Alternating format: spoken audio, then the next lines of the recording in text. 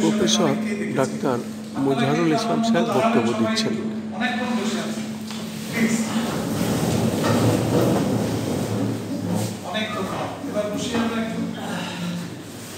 মত বিনিময়, নতুন বাংলাদেশ জনপ্রত্যাশা, নাগরিক বিকাশ ও কল্যাণ নাবিক আয়োজন। সকালবেলা খালি পেটে পানি খেয়েছেন কয়জন? যারা খাননি এখন থেকে প্রতিদিন অভ্যাস করবে, ঠিক আছে? প্রতিদিন একটি লেবু খান, আছেন কয়জন? প্রতিদিন একটি লেবু খান, একেবারেই কম।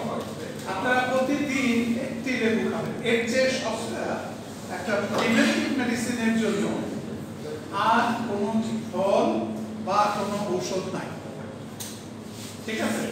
তাহলে একটি লেবু, এক গ্লাস পানি সকালবেলা এখন থেকে আপনারা সবাই অভ্যাস করেন। সবচেয়ে এক্সপেন্সিভ চিকিৎসা কি বলেন তো?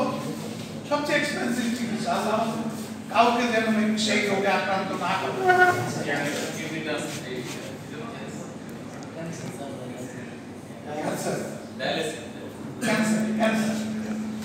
তাহলে মৃত্যু অলমোস্ট অবধারিত, বেশিরভাগ ক্যান্সারই, তাই না? কিছু কিছু ক্যান্সার আছে এক্সিশন করে যদি আমরা কেটে ফেলে দিই সেটা ভিন্ন কথা, ঠিক আছে? আর অনেককেই অনেকদিন বেঁচে থাকতে হয়, কিন্তু তাকে রেডিয়েশন নিতে হয়, কেমোথেরাপি নিতে হয়, and that is the most expensive চিকিৎসা।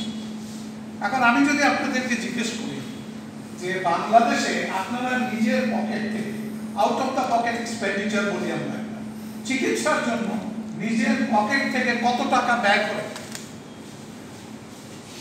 পৃথিবীর মধ্যে সবচেয়ে বেশি out of the pocket expenditure মানে নিজের পকেট থেকে চিকিৎসা ব্যয় করেন বাংলাদেশের মানুষ, ঠিক আছে?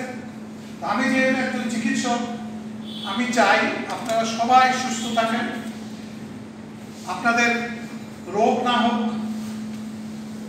আর রোগ থেকে বেঁচে থাকার জন্য যেটা করা দরকার, আমি যে দুইটা পরামর্শ দিলাম, এই দুটো পরামর্শের মধ্যে যদি থাকেন সারা জীবন, ইনশাআল্লাহ অনেক রোগ থেকে আপনারা